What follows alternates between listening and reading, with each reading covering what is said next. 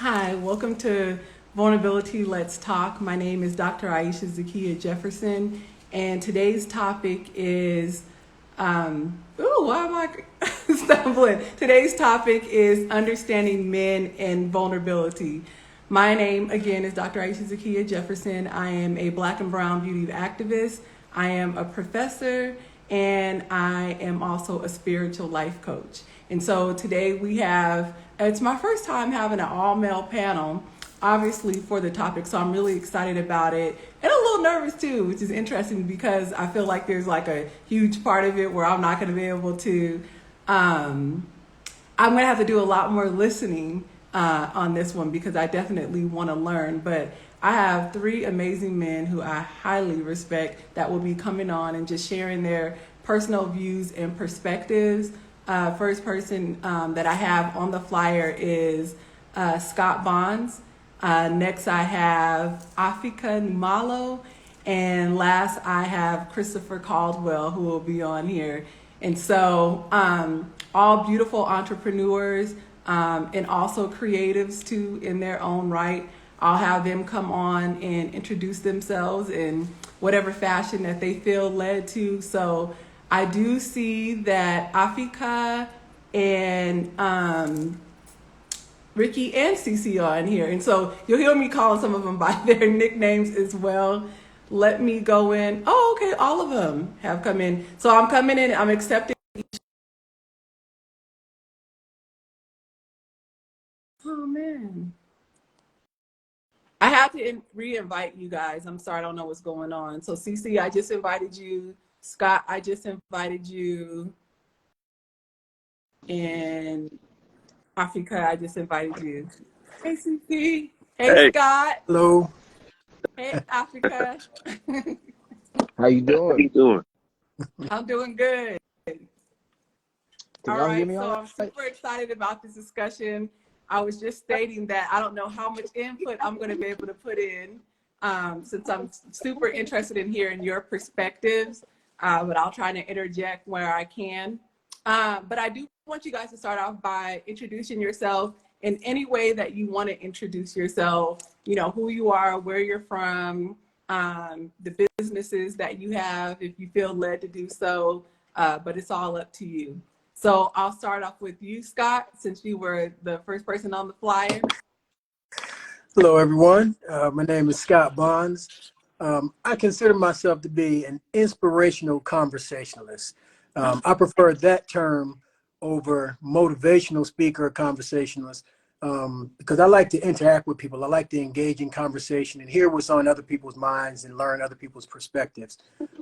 Outside of that, I am what I always refer to as a lifetime entrepreneur. I've been a hairstylist for 30 years, owned salons. I have an apparel business, Bonsai Apparel, and my latest endeavor is Deuces, which is a CBD brand. And so I just navigate the lifestyle of entrepreneurship, and that's who I am. All right, inspirational conversationalist. All right, I can dig it. I can dig it. All right, Afika, and your screen is stuck too, Afika. Can you hear us? I don't know what's going on. All right, I don't know. He may have to go out and come back in. Let me see. CC, I guess it's on you. My introduction won't be as cool as that, but Okay. my name is Chris Caldwell. I am a two-time graduate of the North Carolina A&T. Woo, Aggie I Pride. am originally from Winston-Salem, Missouri. Uh, uh, spent most of my life in Greensboro, though. So those from Greensboro don't get mad. I did give you a little shout out. Um, and I'm the owner of Caldwell In-Home Support Services. All Uh, right.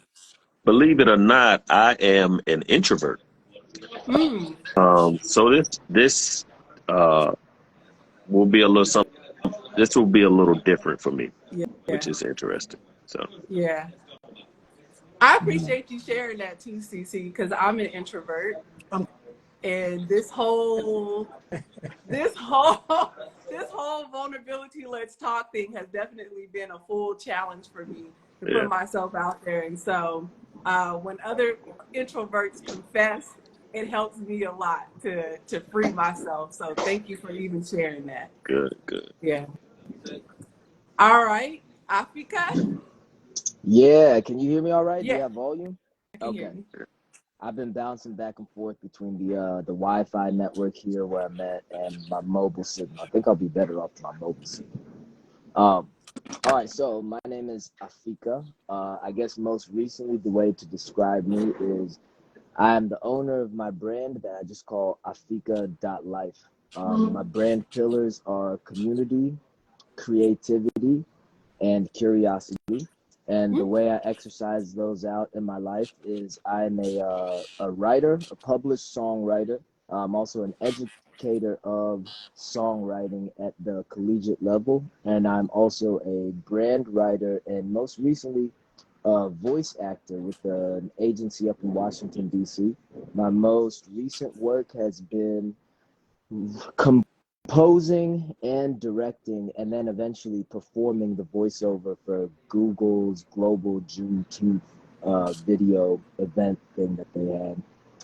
And I stumbled into it. You know, I come from artistry and songwriting and music, but now I have a pretty compelling case that I'm a major voice in the marketing world now, as it turns out, and it helps out my songwriting, which is great. But I spend my days at my home, new home that I'm fixing up alongside my beautiful, amazing mother. And the dream is to turn it into an artist retreat.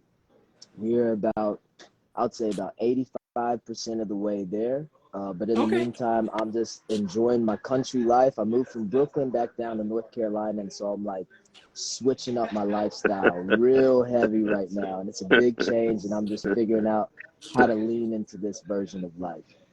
And I've known Ayisha for years and years and years. Yeah. Yeah, we all have known each other for years and years and years. Yeah. Yeah. On here. Thank you though for sharing all that. You just enlightened me on some things I didn't know. So thank you for that. So we're gonna go ahead and jump on in. What does it mean to be vulnerable? Your own personal definition. Well, for me, you know, to be vulnerable is basically being able to just open up about your real feelings, your inner thoughts, you know, the way you feel about yourself that the average person that sees you would probably never know that's how you feel. Just opening up and one know on some level who you are and how you're feeling, how you're doing overall. Okay. Yeah. Some things people wouldn't know. All right, go ahead. Yeah, and I think mine is a little similar. I mean, for me, vulnerability is being open, right? And being willing to accept whatever results come from that, right? Um, Woo, and that's just, good. yeah, just, you know, when you're vulnerability is a hard topic. It's a very hard topic.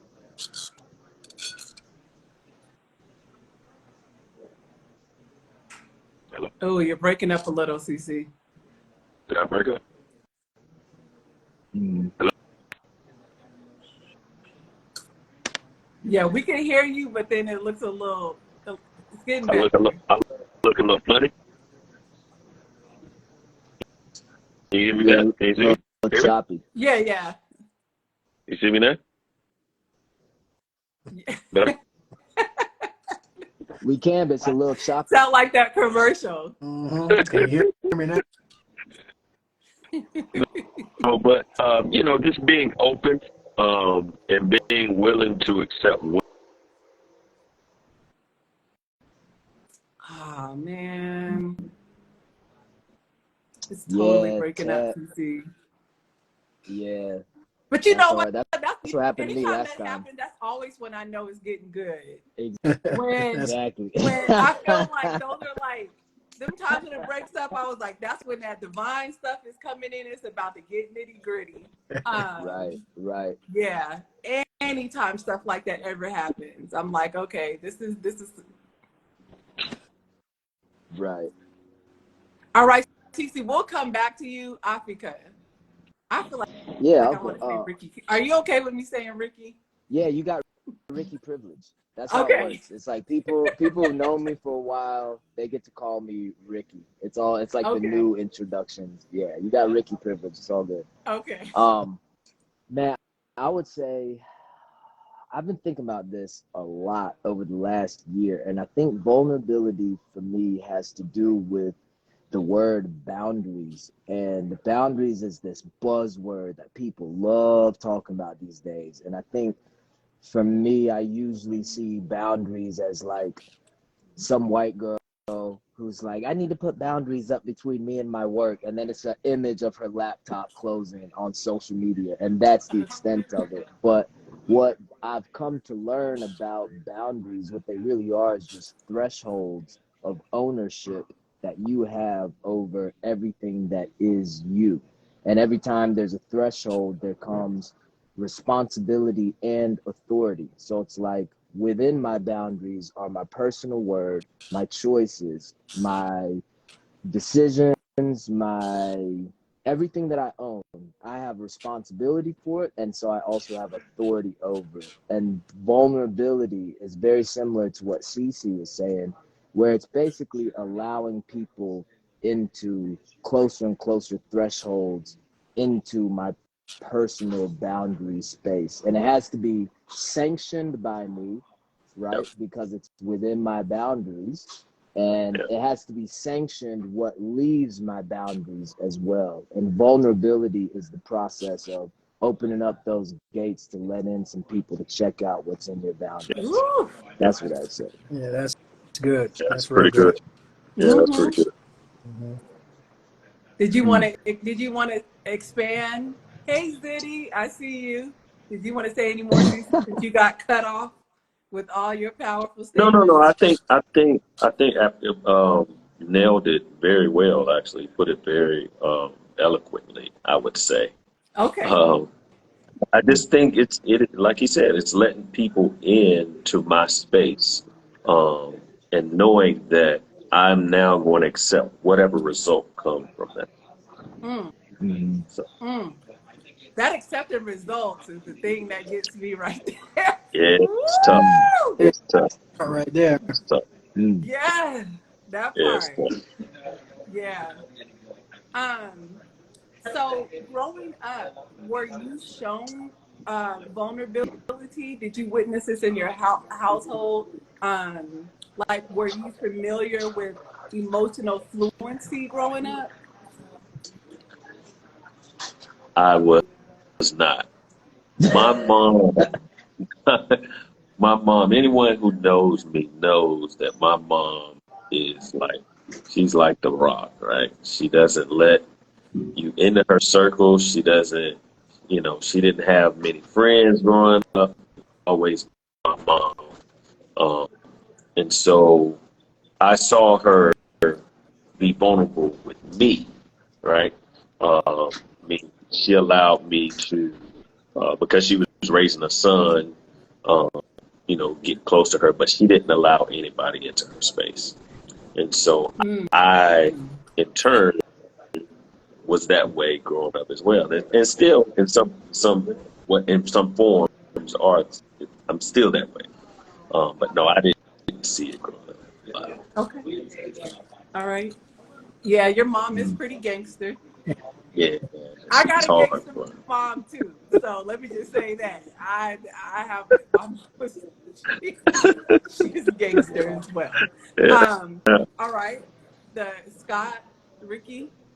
Um, I had it more from my mother versus my dad. Um, and as I read the question, it made me really think about why, or that is a reason that having both parents, if not in the same household, at least involved with those children or that child is so very important. Because I think with a lot of single parent households, um, it can go too far left or too far right. You know, Mm. Mhm, that mhm, mothers might try and overcompensate mhm, and try and be mhm. hard on their sons because they're trying to Yep, make them a man. but it's Yep. difficult for a woman to make a man. That's You right. know what I'm saying? So, 100%. what'd you say? 100%. Oh I yeah, agree with that. yeah, and you know, I was involved with my mom and my dad, although they lived in separate households at a certain point, but I still got that ability and example of vulnerability from my mother more so than my father, because my father, he was what most people's fathers are, you know, the pillar of strength, the oak tree that's always been in my backyard, Yeah. as I refer to Yeah. it. You know, so he Yeah. didn't show me a lot of vulnerability on most occasions, but I got it from my mom, so I did have it. Okay. Mm. All right, Ricky. And I do think the balance is important too.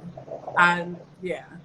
Absolutely. And I know for me, I didn't necessarily always see it in the household, but the community, like mothers and fathers that I picked up outside in the community, I was able to see vulnerability in different ways. But I definitely felt I needed like both energies. Mm-hmm. So I appreciate you even sharing that. All right, Yeah. Ricky, how about you growing up with, did you witness it, emotional fluency or vulnerability in your household? Yeah, I would say no. I would say I probably most deeply resonate with what Cece mentioned. Mm.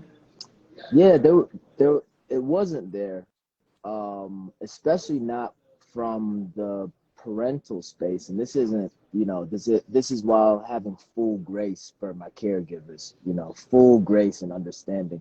I think because people were stretched to their limits, emotional fluency and emotional vulnerability was outside of their ability to meet their own needs in that way, Mm. and was also above, you know, Maslow's hierarchy of needs, where it's like food, water, shelter, sense of belonging. Yeah.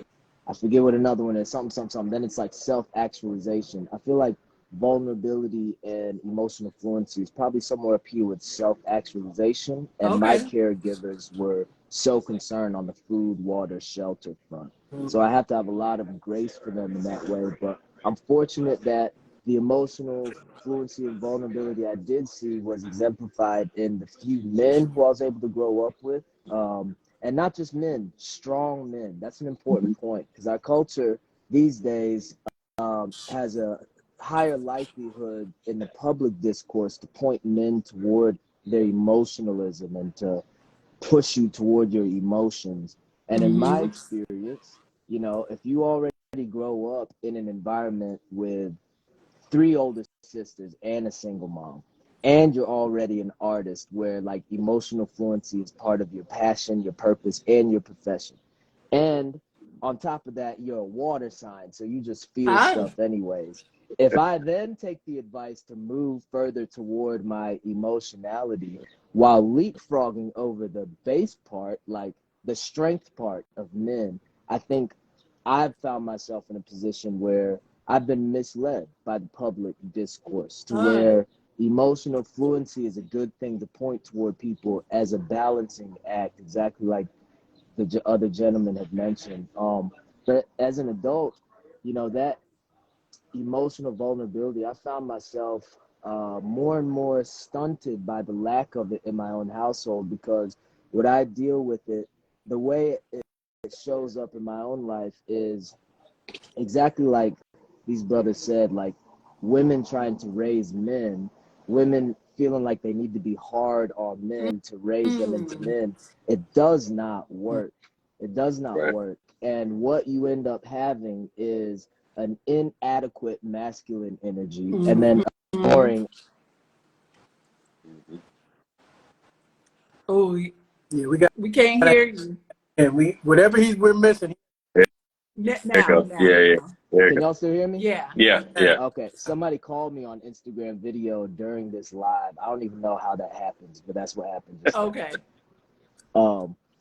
But yeah, I'll just say, what you end up happening when single mothers who very reasonably try to occupy that role is you end up having an inadequate masculine energy, and then Mm. a resulting inadequate feminine Mm. energy. Where in my life, I would benefit much more, as long as I'm self-fathering, I would benefit much more by that warm, calming, never moving, like just empathic and empathetic, feminine, gentle energy. And it's a real lack in my life. And the result of it is I end up going to my romantic partners with that need, because the need doesn't go away. Woo! It That's right. just changes forms. And it's a whole thing that I'm actively working through right now. After looking at so many damn failures, I'm just like looking dead at that dragon, whatever that is. And I don't have an answer Yeah. yet, but I think this is part of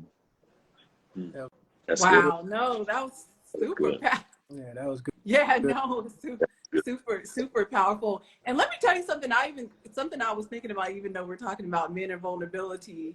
I was also raised by a single parent. My mom, gangster mom.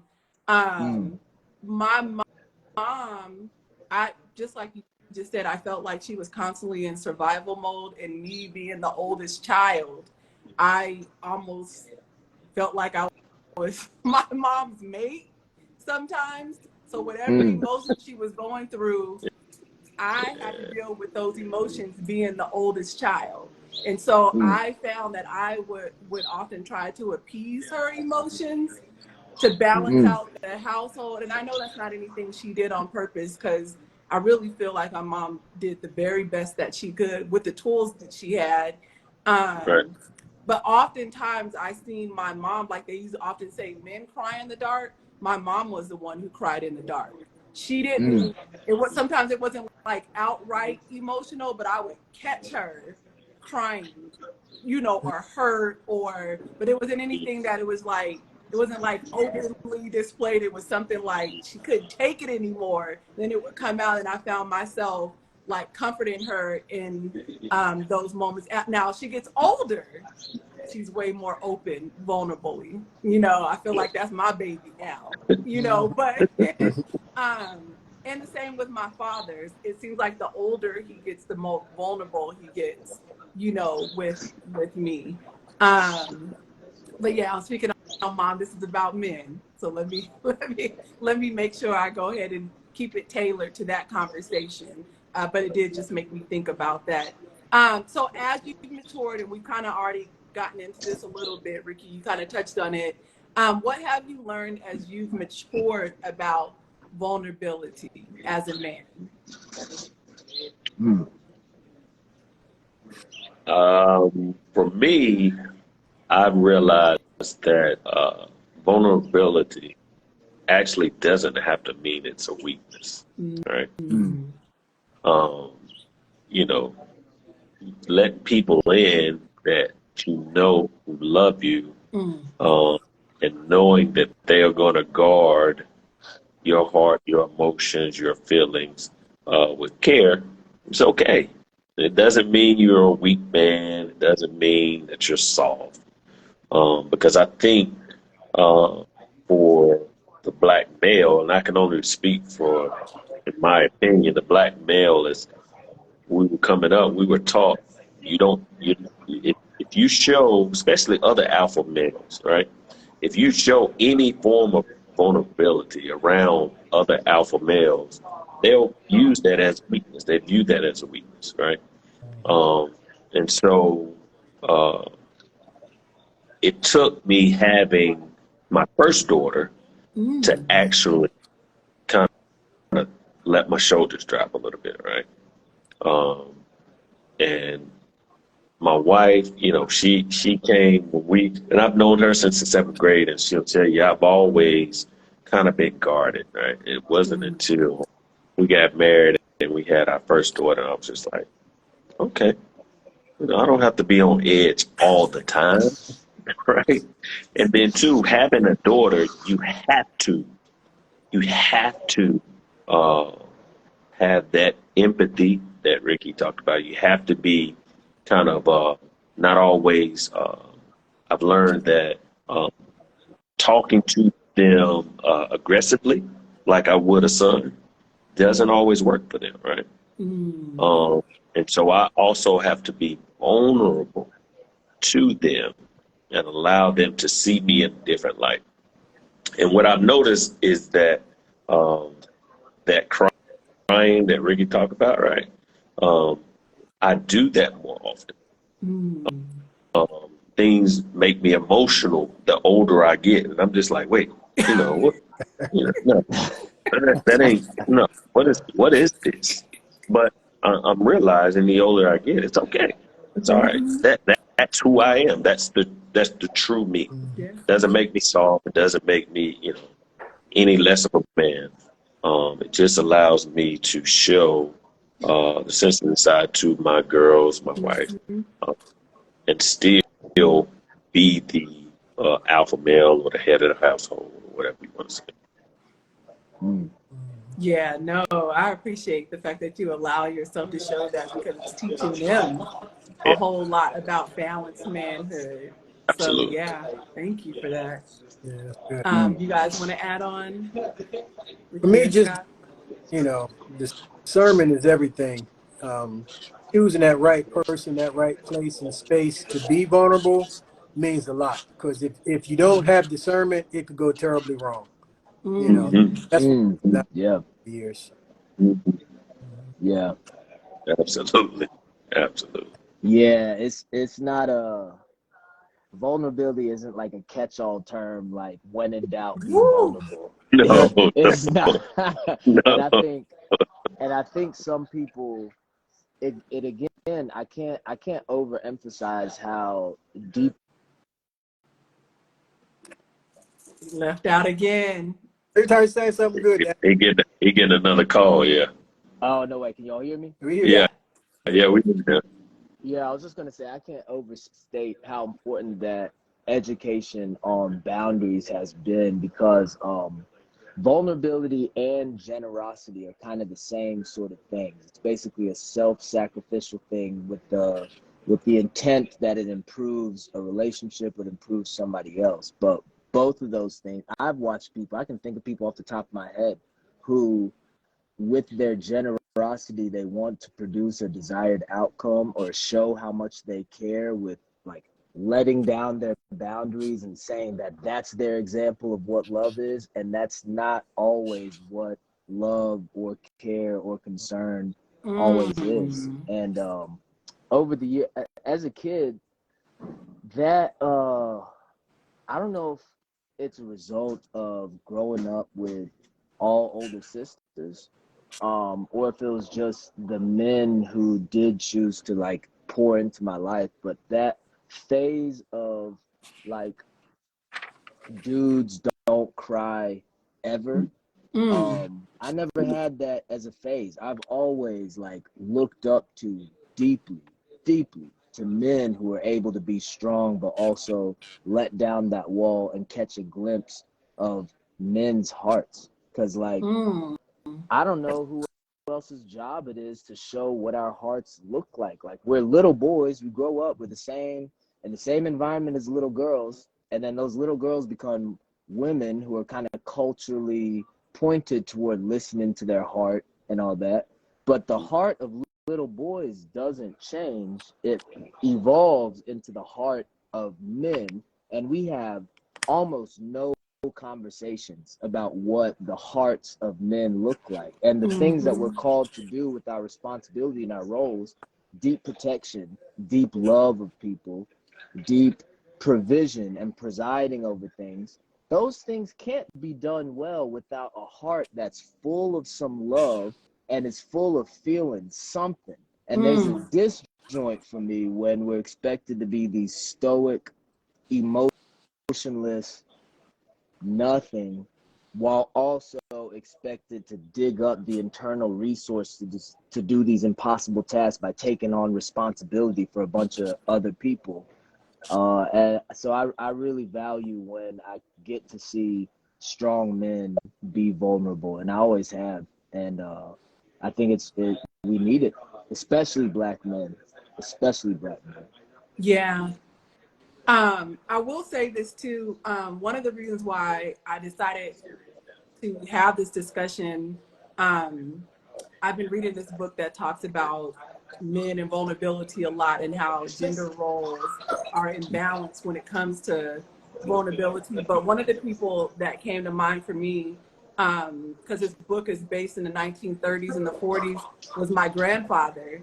And I can count on one hand, not even using all my hands, how many times I witnessed my grandfather being vulnerable. And it was at the times where I felt like he felt like he was given permission to, like when his brother died. Like, you know what I'm saying? Like when one of his children was like going through something. There was a time that I gave him a card, and I wrote a lot of emotional things to him about how much he meant to me. He cried on that, and for me, it made sense for him to cry when it came to his brother and then one of his children hurting. But when he cried at a card, it was hard for me to process that, because for me, that's not when men don't cry at cards. You know what I'm saying? And so that was like a turning point for me. And I was a teenager when that was, but my grandfather was a great grandfather, but he came off angry so much. And so I felt like a part of that was because he had so much emotional suppression that was the only way that he, like that was the emotion that he chose, was anger. You know what I'm saying? Instead of like crying, instead of being, and he was a jokester. So it was either anger or being super jokey, jovial like. But that crying part, I won't even say vulnerability has to be crying, but that aspect, that softer side of him, that wasn't what I really witnessed. Not until he couldn't control it. Like when he started getting dementia and when he started getting older, he allowed that to come through. But it was because he didn't have a filter. He couldn't control the filter at that time. And so, yeah, I really want to dedicate this to him too, because he raised so many of us, and he didn't allow himself to get there and to have that nice, softer, nurturing side until he was in his 70s and 80s. That's tough. That's tough. Yeah. You know? Yeah. And so that leads into the next question. How do you think, like, suppressing and reserving your vulnerability, how do you think that shows up? How does it show up mentally, physically, spiritually? How does that show up? I can tell you that I've watched the pointless fight of trying to be perceived as impenetrable or never vulnerable make men so brittle that they turn into like shards that cut everybody around them. Like men who don't have the understanding that their strength, that like bricks are strong, but so are tires, right? Like you can be flexible and strong in different ways. And I've watched the brittleness of spirit of men trying to be one type of strong in the wrong context, and how it cuts them and it cuts everybody around them. I think that I've witnessed more of that than the opposite of men being too vulnerable and then being attacked or damaged because of that. But yeah, that's my 2 cents. Okay. Yeah, I think a lot of men end up self-medicating in many instances, trying to numb the pain and the reality of their situations. And then, like, I can't remember Africa, the name. Like he mentioned, it affects your relationships, because when you're holding all these things in, you're falling apart on the inside. And by the time a lot of us recognize it or realize what's happening, we've already destroyed and hurt everything around us and the people that we care about. Now you got a lot of tracking to do to fix a lot of relationships that you destroyed or badly damaged, at least. And so I think that's real important as well. Yeah. No, absolutely. Yeah, self-medicating is definitely a big one. I have, and self-medicating in many different ways. It doesn't even have to be Right. something you digest. Sex could be self-medication. Mm-hmm. Food, there's Mm-hmm. a whole lot of, Yeah. modes of self-medication other than like when we usually think in terms of narcotics, but it's more than that. Mm-hmm. Yeah. Yeah. Very true. Very, very true. Mm-hmm. Cece, did you want to add on to that? No, he nailed it. Actually, I was going to say self-medicating was a big one. But um, I think they nailed it. Actually, that was good. That was really good.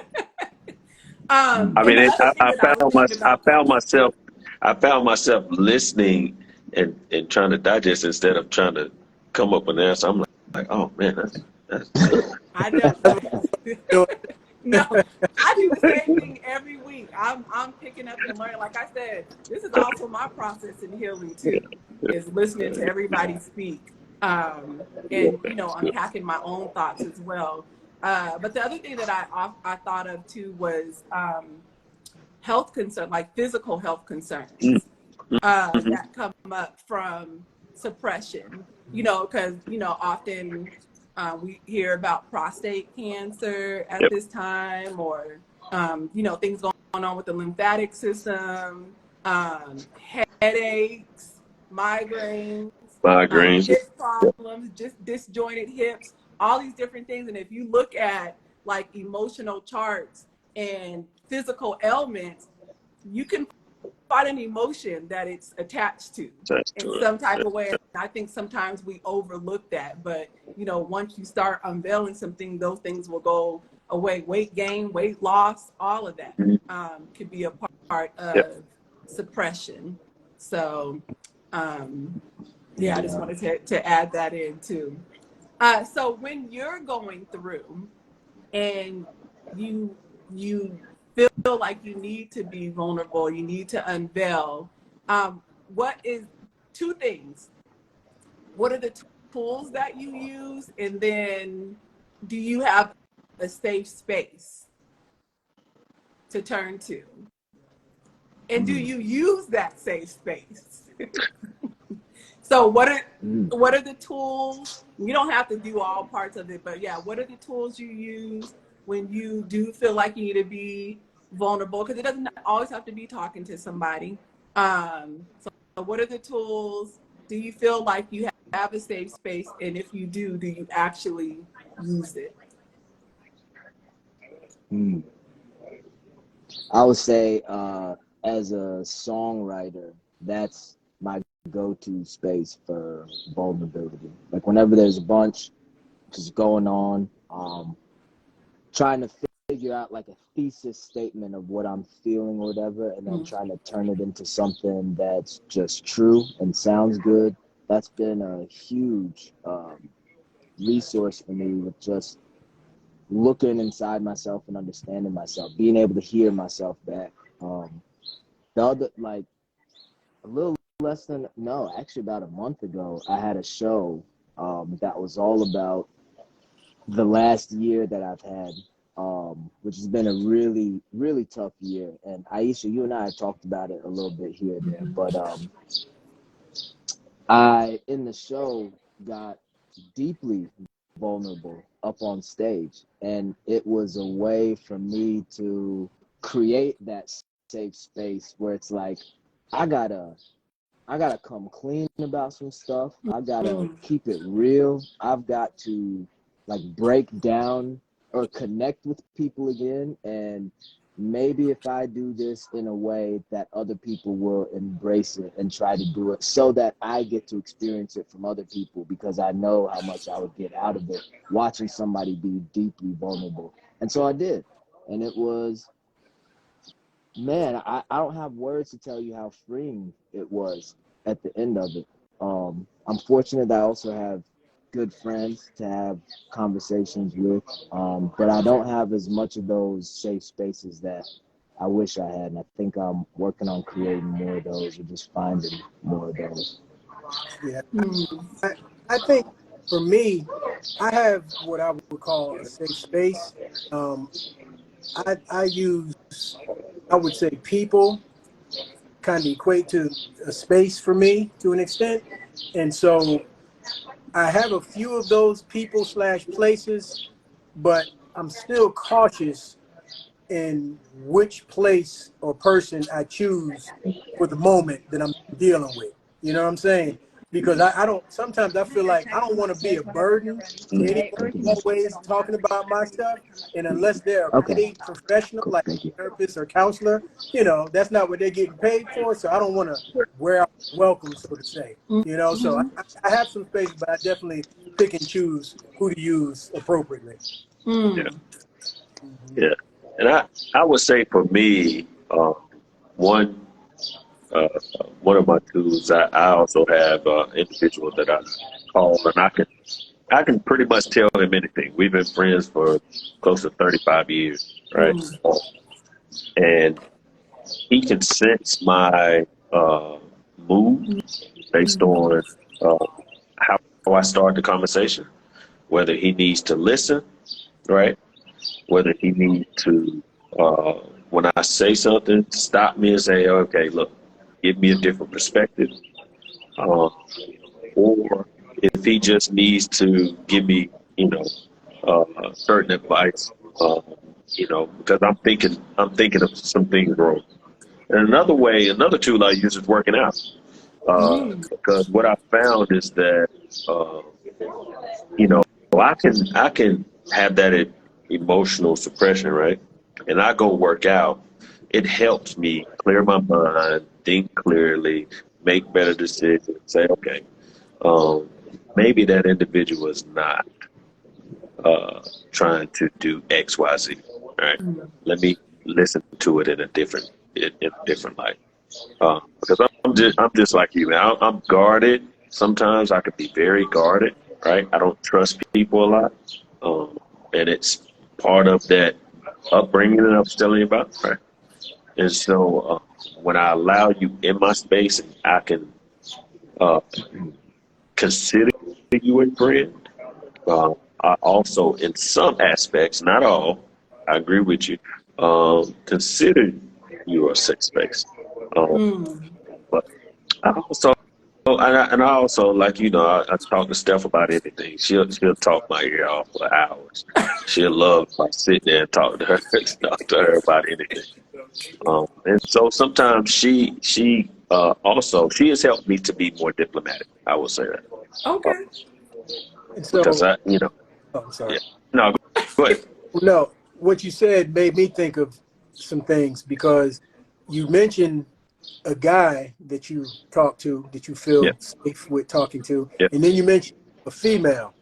And so I was going Mhm. to say that I think it's important to have that balance of male Oh and yeah, female Ab- people that you can confide in and open up to because it allows you to get different perspectives on that's right. different subjects. Absolutely. So I think that's really important. And then another thing that you made me think of is, I wrote a book called Trust the Process, Embrace the Journey.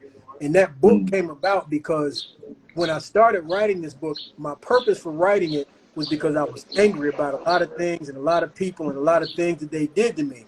But mm, halfway through the book, I started realizing that I was no longer as angry as I was when I first started. And so that made me realize that by writing right. these emotions, these things That's right. out, I was healing That's myself right. from a lot of my That's right. situations. You know, Mm. so yeah, I think that's something that more men should really look into, journaling on occasion. Mm-hmm. And I've had people tell me that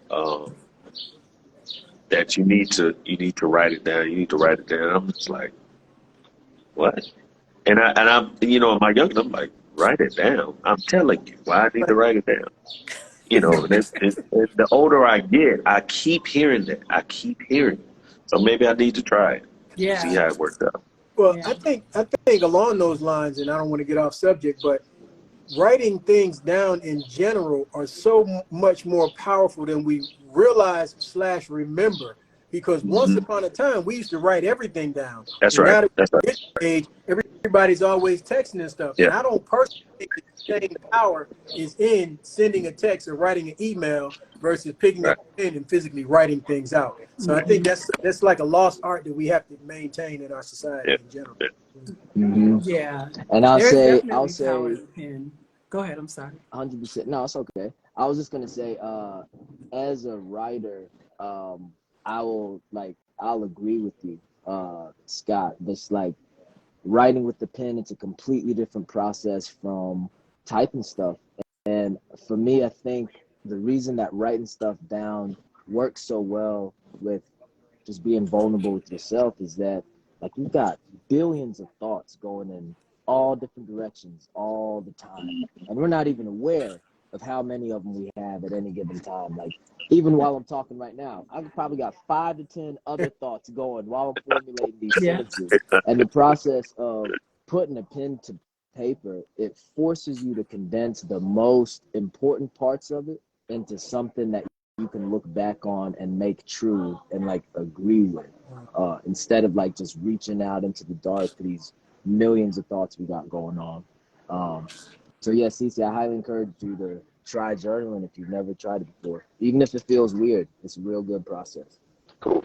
Yeah. And that's a plug for me because I'm about to start a journaling group. Yeah, beautiful. I would love to have some men in this journaling group.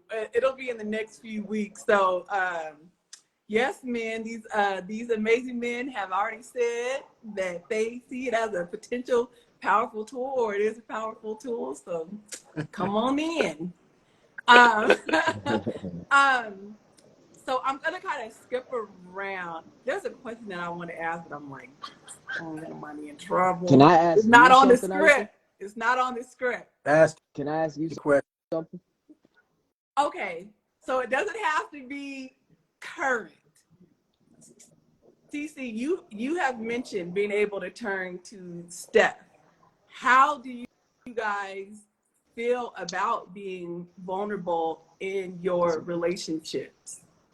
And let me tell you why I'm saying this, because I'm calling myself out in this as a woman who has been in relationship with a man who was more vulnerable than I had ever experienced. When he was more vulnerable than I was, and when he was kind of like going through a period, he would express himself a lot through tears. I didn't know how to deal with that. And so instead of nurturing that, I don't want to say this, just because instead of nurturing it, I looked down on him, and I did see it as a sign of weakness. And so there were moments where I had to go sit with myself and say, like I had to check myself in those moments. And I would check and it didn't just happen once. I would check myself over and over and over again, because I found myself feeling more masculine in those moments. Yeah. I don't even want to, I really feel bad about it. That's why I'm stumbling over my words. Yeah. And like it was almost like after the relationship ended that I had to go back and reflect on that period where I didn't feel like I was there for him through those moments. And so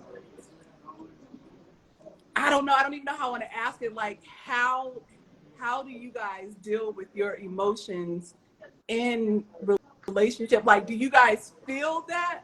If have the women been like nurturing towards you? Have they been callous?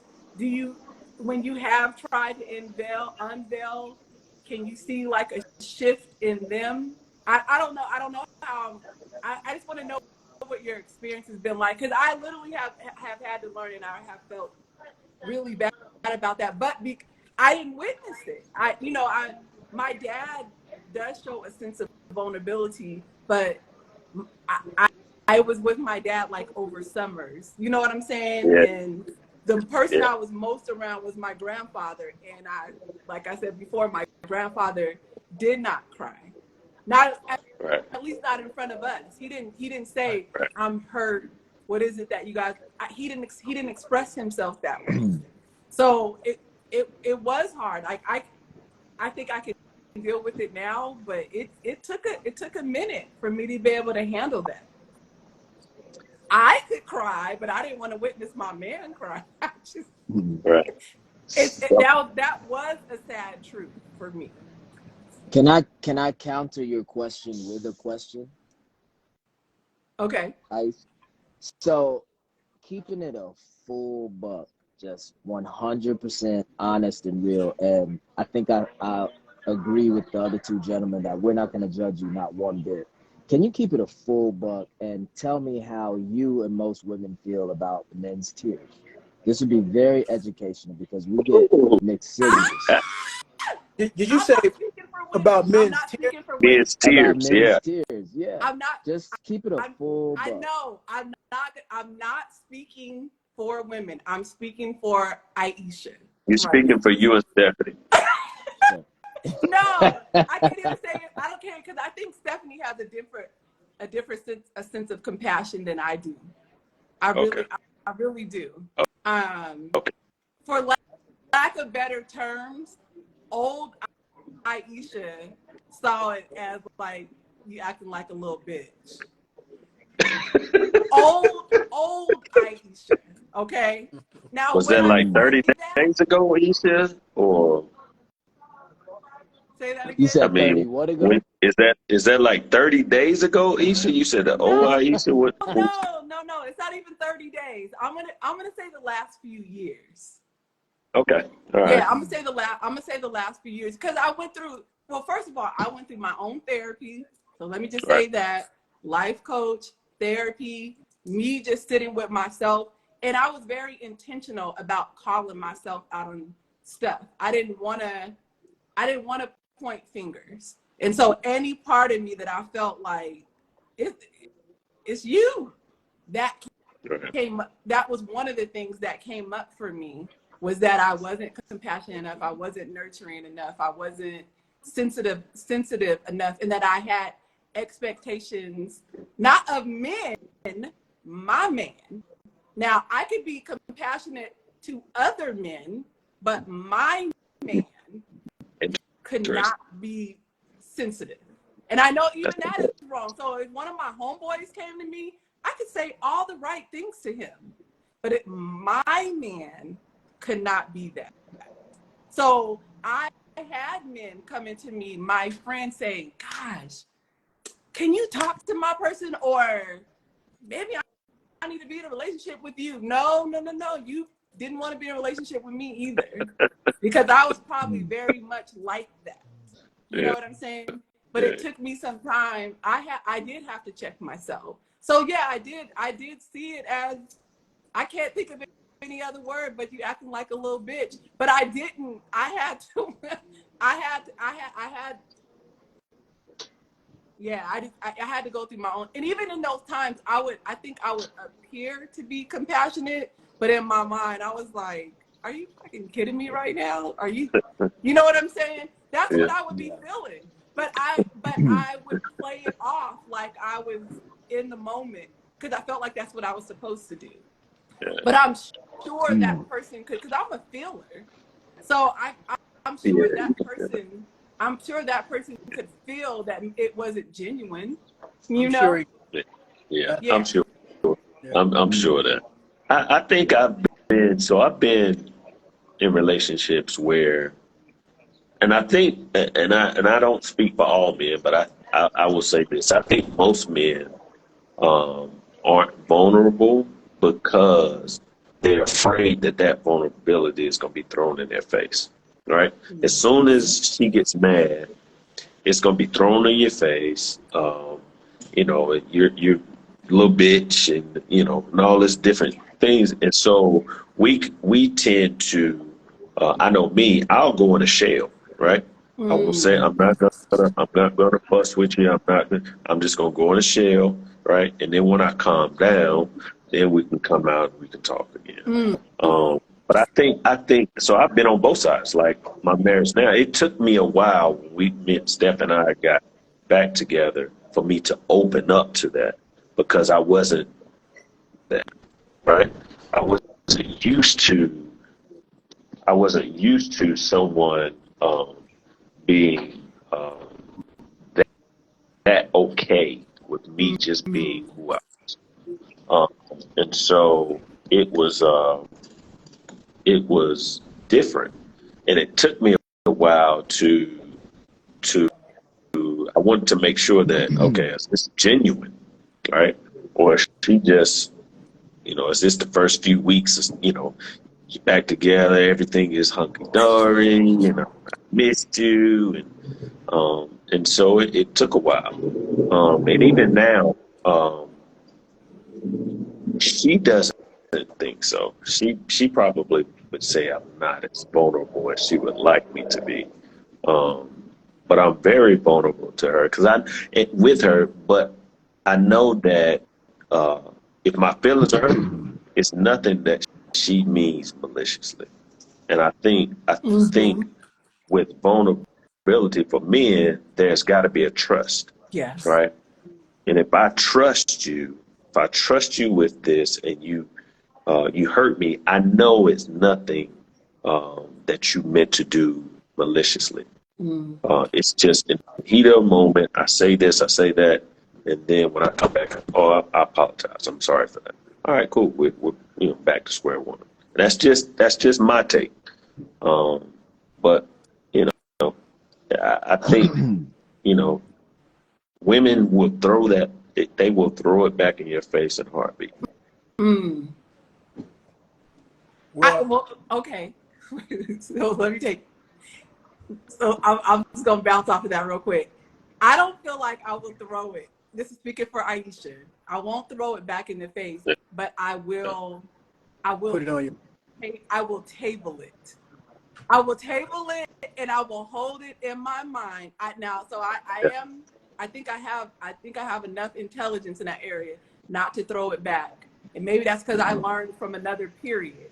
But I will table it with, maybe he can't handle this.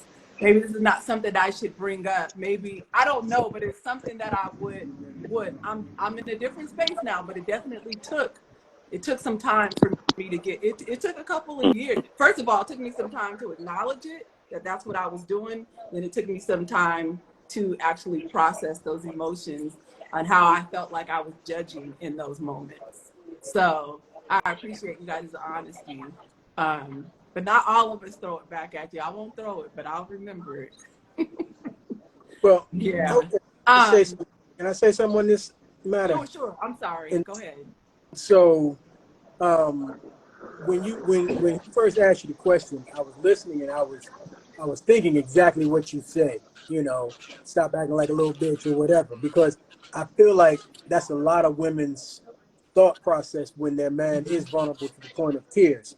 And so, one thing I think is super, super important, that phrase, that saying, acting like a little bitch, is never said to that man. I agree. You know what I'm saying? Through the person that he's being vulnerable with, or from a third party, meaning that person spoke to someone, because that can damage a man even further and keep you from being willing to be vulnerable moving forward.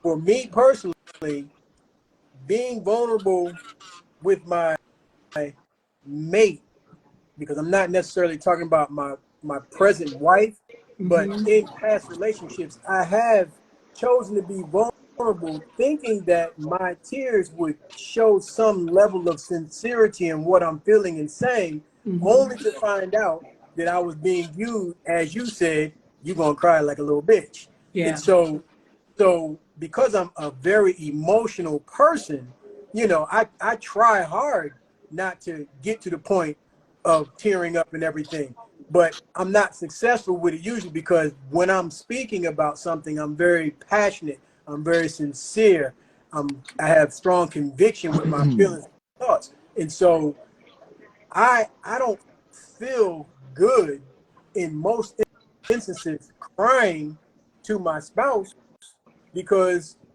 based on my past experiences, I'm never really confident that it's going to be received the way I would like it to be received. So I'm going to refrain from getting to that level of emotionality, if that's the right word to use. Getting on that level, I'm going to do everything I can to avoid getting to that point in most instances, because it hasn't worked well for me personally. You know? Yeah. Yeah, Yep. and I appreciate, and before you say something, I want to say this too. It definitely took for me to, like I said, have to be willing to check myself, because it wasn't that I had the problem really wasn't with the person crying. The problem was I had my experience growing up, there was an imbalance there. And so because I had never witnessed certain things, I didn't understand that that was normal Mm. and that it was okay. Yeah. So it wasn't until I learned later that it had nothing to do with the person that I was with. It was based off of former experiences of like childhood rearing. And so once I learned that, then I really started looking at men crying different.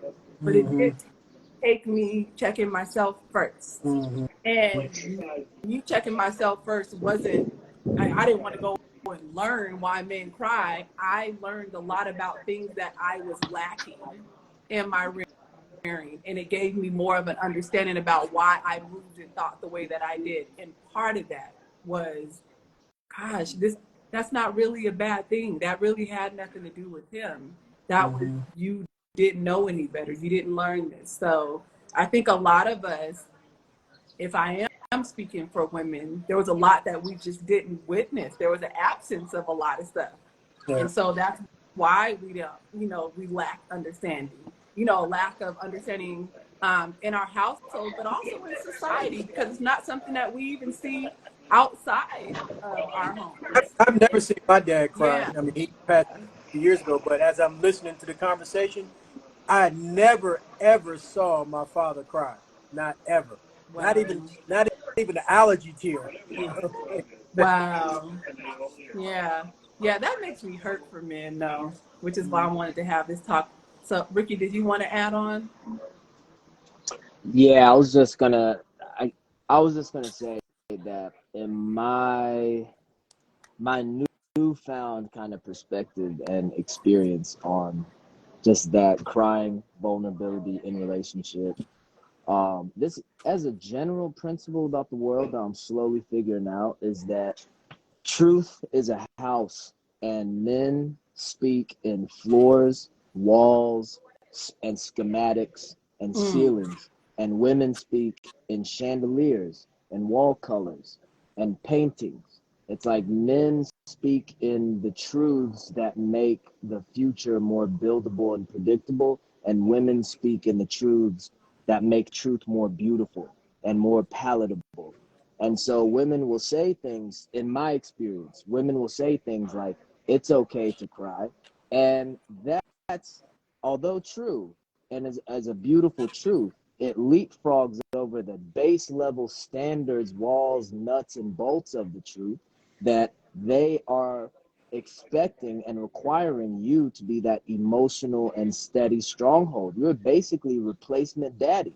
And our culture is not having that open base level conversation, and instead they're emphasizing the equality amongst men and women while still holding those I same, whether they're know. socialized or biological expectations, that basically your partner is replacement daddy. And Mm. if you are to choose a direction to go, whether being emotional and being exactly the way you want, or as vulnerable and emotional as you want, or to lean into replacement daddy, you are going to be more successful being replacement daddy, no matter what is communicated to you about the equality between men and women. And so I think when it comes to tears and vulnerability, I believe that like a lot of women really, really have the capacity and the desire to hold space for men's tears. But what happens is that base level, that like lizard brain, I need a replacement daddy, logs that incident in their memory bank, and it gets pulled out if and when they feel malicious. And because not necessarily women are more emotional than men. I believe that men feel lots of emotions, but women have more of a social safety net to be emotional. It's more likely that they're going to dig down into that maliciousness memory bank if and when it gets to that point. And it makes it, I don't know, it's the exact same reason why I think all three of us have mentioned makes it tough being vulnerable. You just don't want to have it used against you. So I think in my next relationship, my vulnerability will always come like second and third place to just my consistency, my steadiness, and my emotional stoicism, I would say. And I'll reserve the vulnerability for the spaces where I know it's safe, because you don't know it's safe with a partner, Yeah. unfortunately. Yeah. I want to add though, or question, what do you mean by replacement daddy? Because that's a little sting. That's a little sting for me. So, Yeah. and I'm not saying there's no truth in it. I just need a little clarification. Okay, so if you look at all the things that women, I'll speak subjectively for myself. Okay. If I look at all the things that partners now, it appears partners expect of you, they are almost identical with all the roles that a father held in the past. Like, one of the things that I learned from the failure of my last relationship is how dangerous and how volatile it is if I don't remain in my emotional frame and allow myself to be emotionally reactive at all. It was like there's a conversation that we're supposed to be equals, but if we're equals and I'm expected to always be the emotional rock while you have the freedom to let your emotions fly and I have to hold that responsibility for those emotions, it would seem like if I'm holding that responsibility, it should come with also some authority, some extra authority, that we are not equals. I am the man, or I am the whatever you want to call that. But it didn't come with that. And instead it came with instability in the relationship. And so, okay, so you can deduce, all right, I have a responsibility to be the emotional safety net for this woman. And then there's also, this is another thing, women speaking in chandeliers and paintings and wall colors rather than floors and walls and ceilings. I've had partners tell me that they don't mind sharing costs and paying for things as well. What they don't mention is that whether they are unwilling or unable, if they are splitting costs with stuff, they are not willing to give the type of respect I still have in me, despite the fact that we are sharing costs. And they don't tell you that I will pay for things, but it's going to cost you your respect. And if they told me that, I'd be like, hell no, we're not splitting costs. You know what I mean? And so, okay, now in order for me to get my respect, I'm expected to not only be the emotional safety net, I'm also expected to be the provider. And then I'm taking the responsibility for them. If something goes wrong and we're out in public and someone grabs their ass or does something shady or does something, who are they going to look to handle it, right? It's going to be their partner. And so if that's the protector, provider, and the presider of her emotional safety net, well, what more does a dad do for his children than that?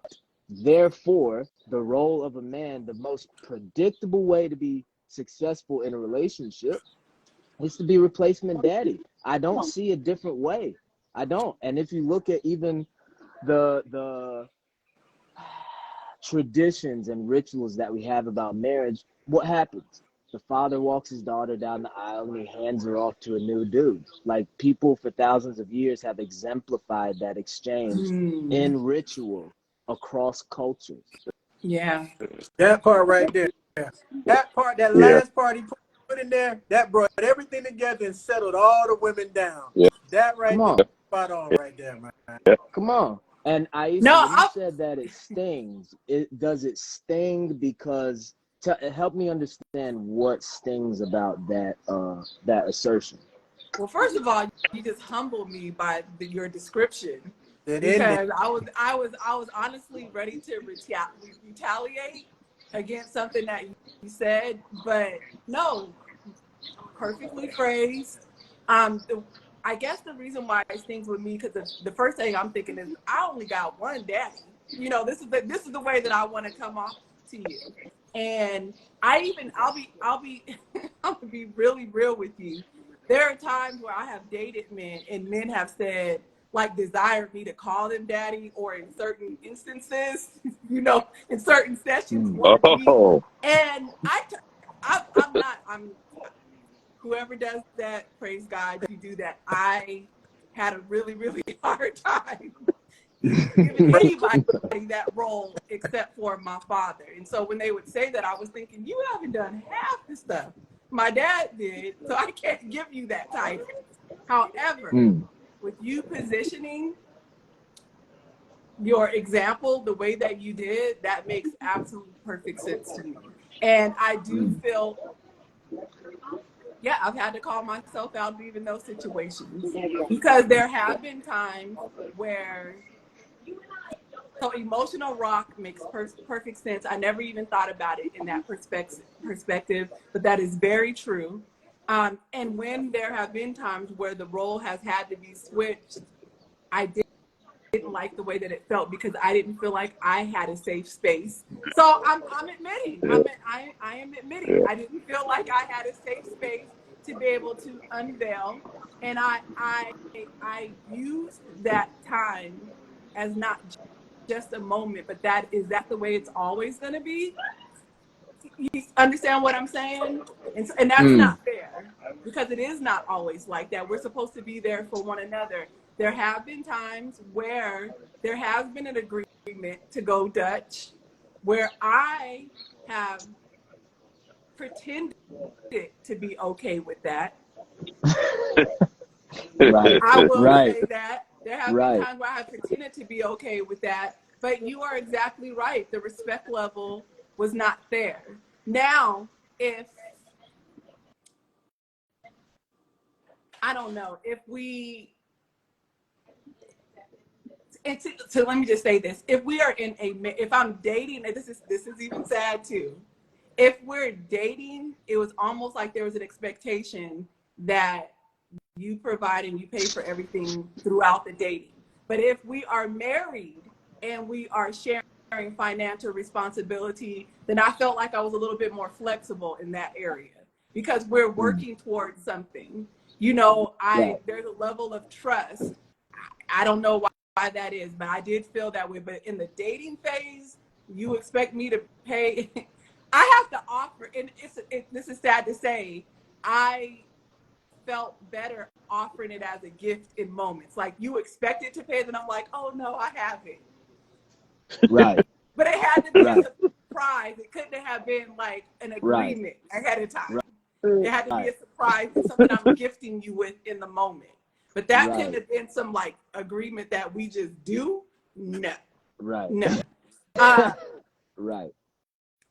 but becoming an adult and an older adult, I'm just seeing a lot of things a lot different now. But again, that took time.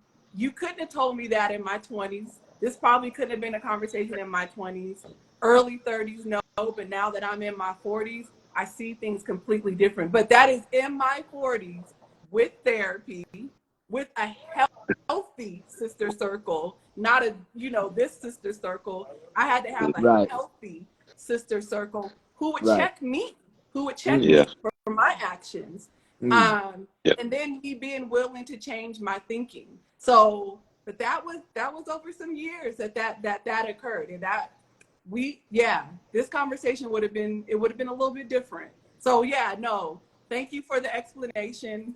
I you hey, I I feel a little more elevated as a result of how you explained it. Well, I couldn't even say anything. But yes, thank you.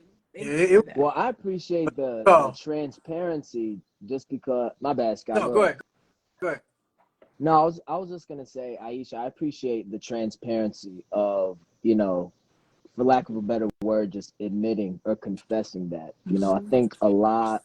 It sounds like Cece and Scott are both partnered right now. I think the dating world is man, I'm not sure last time y'all went out there and dated or what it's like or even who y'all prefer to date or anything like that. But I will tell you that it is in a really dire place because of the mixed up language and expectations as a result of these ongoing gender wars. It's like the at Uh, it's a whole conversation, and Lord knows there's about 25,000 podcasts talking specifically Yeah. about that. But I'll just say that I appreciate the transparency of you saying exactly that, because I think people get led in circles by some people, women, not being able to just say blankly what you just affirmed that I feel and experience Yeah. in my life all the time, you know.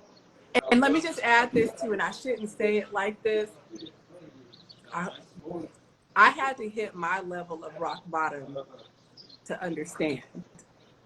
And there was a whole lot of loss that happened during that time for me. You know what I'm saying? There was, when you get point negative in your bank account, when you get point negative in your bank account, when you have to seek out family and friends, when you don't feel good about the way that you look, when you don't live where you desire to live, when you don't have the level of lifestyle that you imagine yourself to be at a certain age, when you feel alone and isolated and like no one understands you, I could only come up, and it gave me much more compassion for a whole lot of situations that I did not have compassion. So I don't know if that was what God was doing with me at that time, but it did take a level of rock bottom. So yeah, now I do now if I say I'm willing to go half and half, or I'm willing to pay this, I mean it without judgment because I've been there. You see what I'm saying? But yeah. I had to, it took me going not just rock bottom, but like negative, for me to have that kind of compassion, to have that kind of understanding. So even depression, you know, there were times where I just felt like, like I said, if a man was coming to me and he was saying, I'm feeling hurt, I couldn't process him feeling that way until I got to my bottom level of that. I couldn't just be sad. It was my worst level of sadness that I could understand or have compassion for a man going through. So, but again, that took time. And I hate to say it took rock bottom, but that's what it took. And everybody's rock bottom is different, but my version of rock bottom, that's what it was. Yeah. So yeah, like I said, when I say I mean it now. But there was a time where I was just kind of saying the right things. Now I mean it. Yeah. Yeah. Yeah.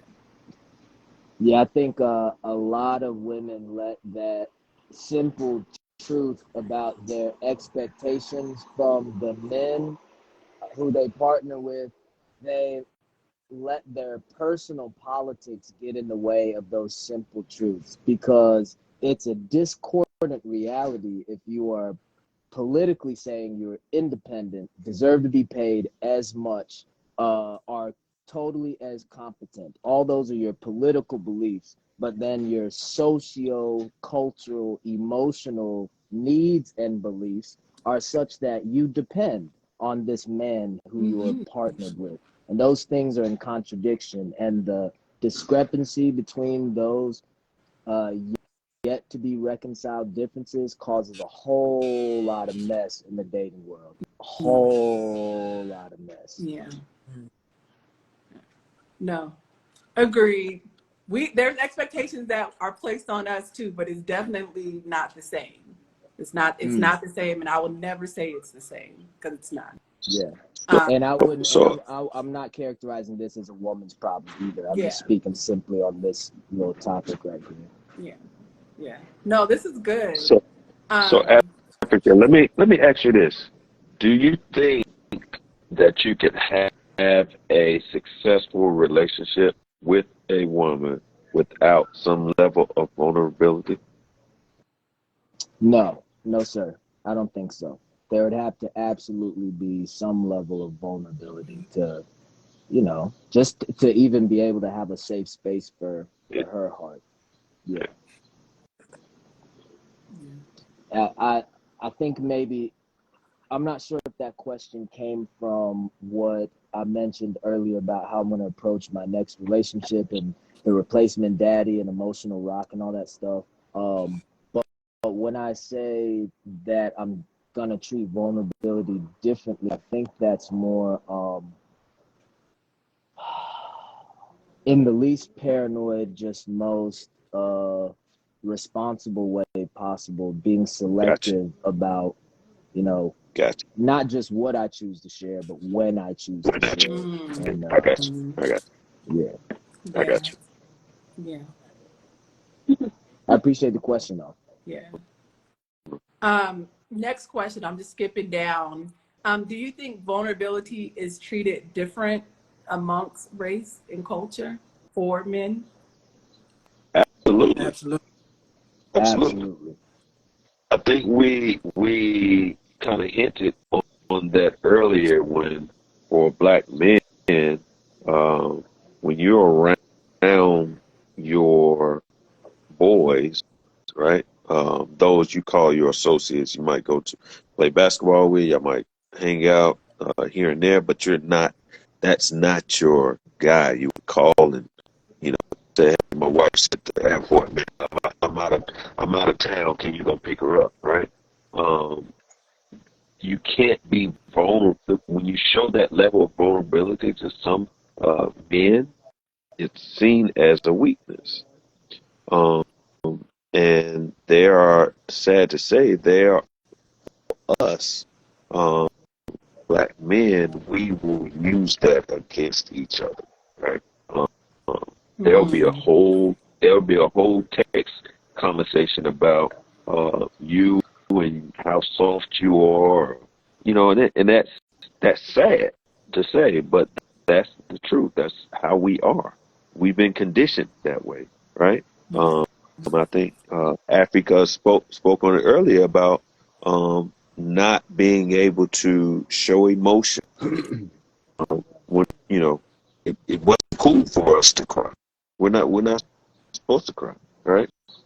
And it's not till I've gotten older and I've had kids and I God knew that I needed daughters, right? Because I think even with the son, I may have continued that kind of behavior. Sad to say, but it's probably a fact. It was I had to have daughters to open up that vulnerable side of me. Um, Wow. but yeah, I mean, I think we will use that against each other. Yeah, I definitely think we'll use it against each other. I think it's definitely a difference in races where vulnerability is concerned compared to a black man in our vulnerability. But I do think it's getting better, not as fast as I personally would like to see it. But I think with, like Africa mentioned, we have so many podcasts and so many male shows now growing and having the conversation and providing those safe spaces for transparency and vulnerability. And so I Yeah, think that gap, the difference between black and white per se, is slowly closing or getting better. yeah, But I think we still have a lot of work to do as black men. yeah, yeah. Okay. Yeah, I would say I would agree wholly with both of y'all, and I would say my cultural experience has been like, I guess, like a marginalized or an other in a lot of different ways. Like I grew up, in the black community, I'm the only African immigrant, but then in the white community, I'm the only black guy, Yeah. and so I grew up in culturally white spaces. And I also was in a therapy group recently of all black men. Y'all might follow these accounts, the Express Yourself Black Men accounts that are online. They've got an online group therapy model that they do. And one of the therapy sessions, this is so interesting. They asked each of the men to share what their earliest memory of manhood and masculinity was. And each one of those black men, each one of them, all said it was something violent. It was some expression of rage or violence. Where I Wow. haven't posed that same question to my white friends, but if I did, I would guess that they would say something about their dad bringing home some toys and providing for everybody, or building something, or doing something maybe more wholesome. Very rarely would it be an expression of violence or rage Mm. or aggression. And that simple comparison, I think, points to how differently the cultures treat the idea of just vulnerability and any type of softness in general. And it really sucks because as an African immigrant, I can't help but see, and I say this with the highest respect possible, I cannot help but see the trickle down effects of like slavery just being passed down, where they want to turn black men into wolves and then separate the pack by breaking down the trust bonds between us. Mm. Yeah. What binds people? Yeah. Shared identity and shared experience, right? Mm-hmm. If Yeah. you don't have a shared identity apart from you being a part of this class structure, this block, you don't have a shared tribe name, you don't have a shared, you don't have a shared religion that comes from you. And then shared experience is like, we all have the experience of being black together, but part of that experience is creating, and it's really easy to condition people to do it. Like, it's as simple, I don't know if y'all know about operant conditioning or classical conditioning. It's just psychological concepts where if you give high value rewards to the behavior you want to see happen, you can Mm-hmm. condition entire people, populaces, families into doing stuff. And all that's happened is through our music, our art, our culture, our cultural leaders, they've been incentivizing with high value rewards the type of behavior that keeps us closed off and untrusting of one another, Yeah. and therefore incapable of building true wealth, because we don't have the trust Right. between us to pass around That's right. resources and That's build right. stuff up. I think That's right. the source of black wealth is in the unlikely place, which is in like the vulnerable hearts of black men, and learning how to hold that with one another, because that's Mm-hmm. how the trust gets built, and that's where the money then resides. Yeah. No, I wholeheartedly agree with you too, because one of the things that I have said like time and time again is we often, even though financial wealth is necessary, we talk about um, this passing on financial wealth, but we don't often think about passing on this legacy of healing. And Mm, so we keep creating patterns.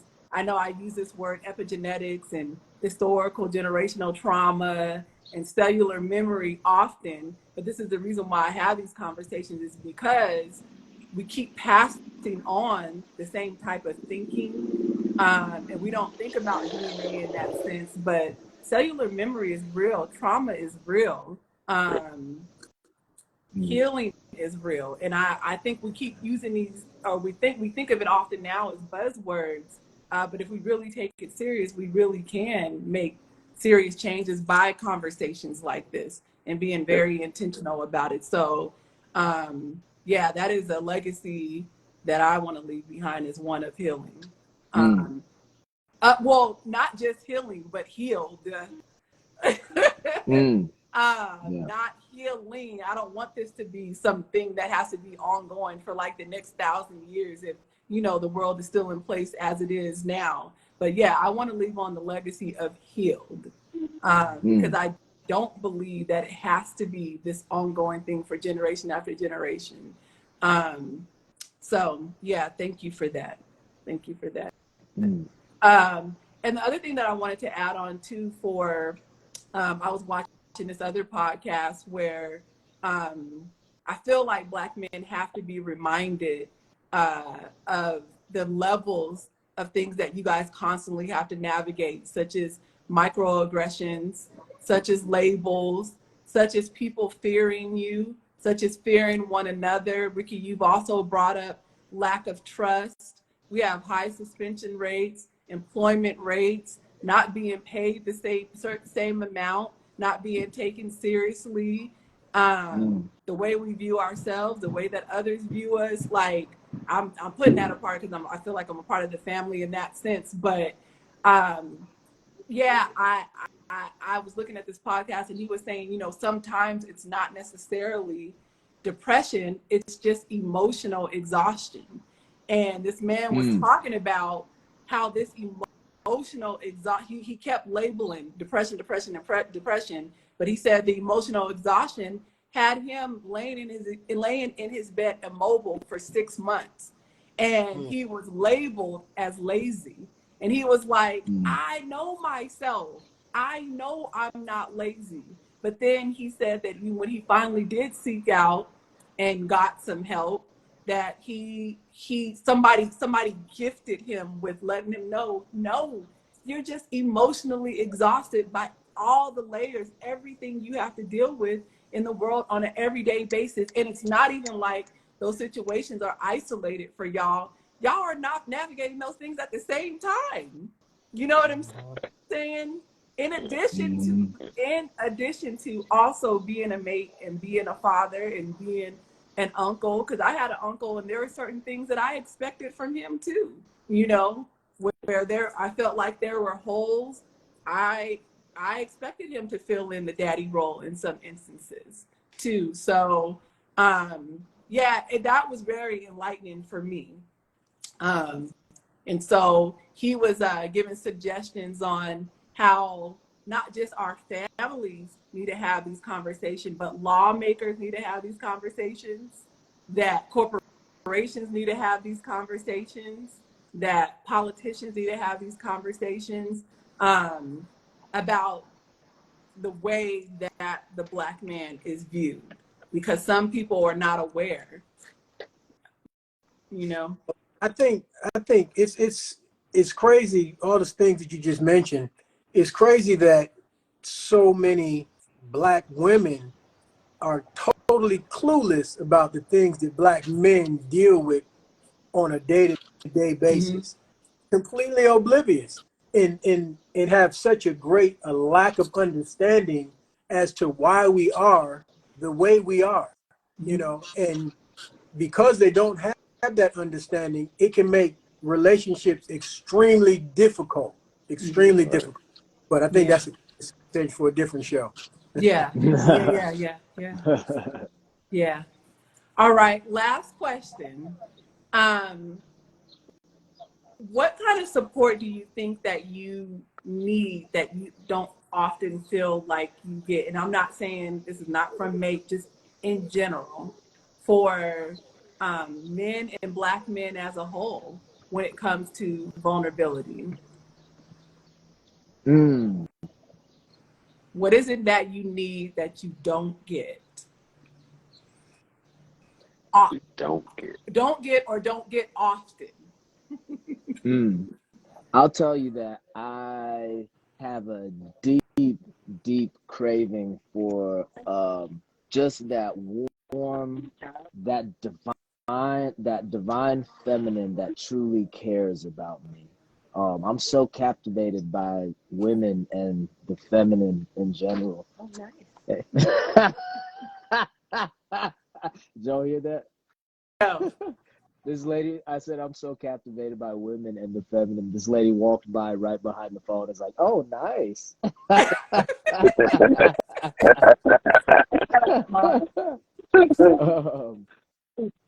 But just that safe, warm seat of femininity to just wrap around me, and that, like a return to the womb. I crave that so much, and I think all men really crave that. And we grow bitter and brittle when we don't have any of it, like just a bosom to put your face in. Oh, I crave it. It'd be real good. It heals you and lets you go back out and keep fighting and keep doing whatever you want. Do y'all know what I'm saying? I know what you're saying. No. I got one. I'm listening. What'd you say? I said I got one. I'm just listening, so it's funny to me. Okay. I'll No, say no, that, and I think that is, I think that's good. I will tell you this too. That is so interesting you brought that up.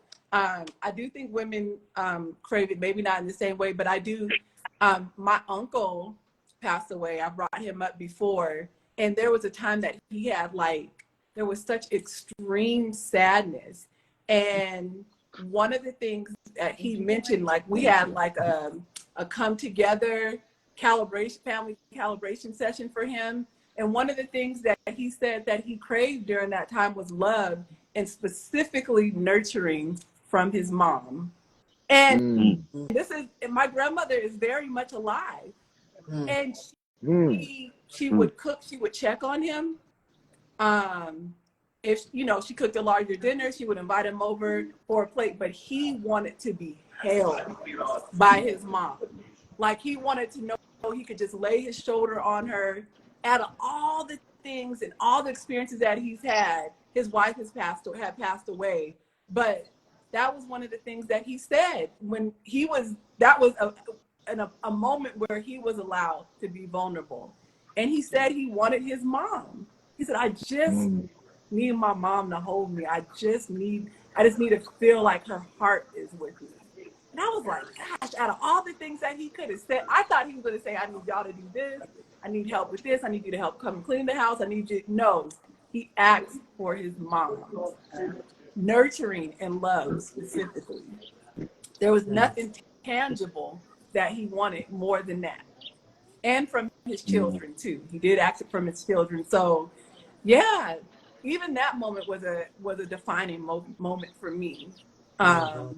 Watching him go through what he went through. But yeah, his wanting that kind of love and nurturing from her. So thank you. Yeah, in a lot of male initiation rites, the specific process is about removing the boy or the young man from the mother, just to It signify that is. split. Yeah. And so it's like the embodiment of men in a lot of ways is just that separation. And so it makes sense that we would yearn for it again in some way. Yeah. Interesting. Real interesting. Yeah. That's pretty deep. That's pretty deep. Yeah. All right, you want to add on? Are you about to comment, CC? Oh no, for me, I think it's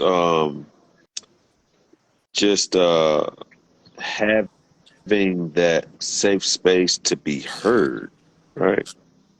Because I think a lot of times, even when I talk to my wife, right, um, we can have a conversation and I can be expressing my emotion. And before I can finish what I'm saying, she's trying to give a rebuttal, right? Um, and so, but she's very much a uh, fixer, right? She wants to fix it immediately, right? When sometimes I don't need you to fix, I just need you to hear me, understand what I'm saying, take it in, and that's it. That's all I need, right? Um, so that's just me. I just sometimes just need to be heard, right? And understand that I'm not always okay, although I may give the impression that I'm okay, right? Um, as men, we go through things, right? And so just being able to be heard and express that without judgment is what I need. Yeah. And No, so yeah. I could Thank you for that. piggyback on what he said. Needing to be heard for me is very important as well. Um, like with a lot of men, um, alpha men especially, we're always viewed to be that strong person, you know. So even at times, if we're trying to express how we're struggling with something or how we feel about something, you know, for me personally, everybody's always like, well, you know, you always figure it out. You got it. I know you Yeah. good. You always come through. And that's not always what you want to hear, and it's Right. not always what you need. Right. Sometimes you need Right. listening ear and some potential solutions or some That's right. suggestive solutions or That's right. something. You know. That's And right. so when you say the need to be heard, I completely understand and agree with that sentiment for Yeah. sure. Mm, no, Yeah. no, I appreciate all of this. I'm sorry, it Yeah. was one more thing. Man, it keeps coming and going. Something that Cece said, I can't remember. I can't remember, but yeah, you said some good stuff though, bro. Both of you guys, excellent, Yeah. excellent. Excellent. Yeah. Yeah, Yeah. You guys were very informative. Yeah. yeah. Y'all definitely put me on to some perspectives today. It felt like a counseling session, so I Yeah, appreciate it. I was Yeah. literally thinking that exact same thing right now. Yeah. Yeah. Yeah. No, this is super helpful for me too. So I really appreciate you guys, as Ricky would say, allowing yourselves to be naked. Because my goal too is freedom here and so many different capacities. So you guys are, you know, not only are you freeing yourselves, you're freeing me and you're freeing somebody who's listening. To know that their thinking is not faulty and that they are allowed to feel what they feel. Um, I'm sure I like to have 3 different people on here so they can see themselves in 3 different ways, possibly. Because we always think, or many of us think, that it looks a certain way, or that, you know, I don't want to say it like this, but if I had a poster child for vulnerability, it wouldn't be any of your faces. You know what I'm saying? Right. And so I want I want people to see that. I want people to see that, to show or demonstrate that it has many different faces, Yeah. and in many different ways. And so you guys will bring a lot more understanding and clarity and wisdom for people. So I really, really appreciate that you guys are allowing yourselves to be a vessel for this. And I guess that's it. We made it. We made it. You So did let it. Made us it. know where to find you. You can say what, you know, specifically, if you have a website, or just what your handle Huh. is, what your page is. Yeah. If you have any information you want to share, yeah, anything about your businesses. Well, I'll go real quick. On Instagram, I'm Scott. What am I on Instagram? I can't remember now. Scott. I'll make sure I put it Okay. down. I'll make sure Yeah. I put it. Yeah. I have a YouTube channel, Scott W. Bonds in the Lion's Den. It's a show that we say we're restoring kings and queens one conversation at a time, and we deal with a lot of men's conversation, men's mental health, so forth and so on. And check me out. That's it. All right. And then Good you have stuff. your CBD business. Yeah. Well, we got Deuces. Boom. Got Deuces product line going on. You can order your own Deuces items at DEUCES 222.com. That's Deuces222.com. Okay. Yes, best Yeah. stuff. Yeah, Yeah. I can't let you Good stuff. bypass that. I appreciate it. All right. Afika has put his information down there. Did you want to share any more? Yeah, that's it. That's my website down there. That's my handle on Instagram and Threads. I feel like probably on Twitter too, but I do most of my stuff on Instagram. So I put everything on, most active on Instagram, put everything there, from shows I got coming up to parties we're hosting to expanding out the songwriting school to updates on this artist retreat. It's all on my Instagram and on my website. Very easy to find, afika.life. Yeah. I'll say make sure that you say it, because the wording doesn't show up when on the replays. So you already just said it, Oh, I see. Afika.life. Yeah. Yeah. www.afika.life is my website, and then at afika.life Okay. is All right. my IG handle. All right. Thank you so much. And Cece? So, Caldwell In-Home Support Services. We are a private pay in-home care service. We provide personal care, postpartum services, and companionship services. Soon to be also doing nursing services. Okay. And so the website is under construction, but my wife is pushing me to tap into social media, um, which I will be doing soon. But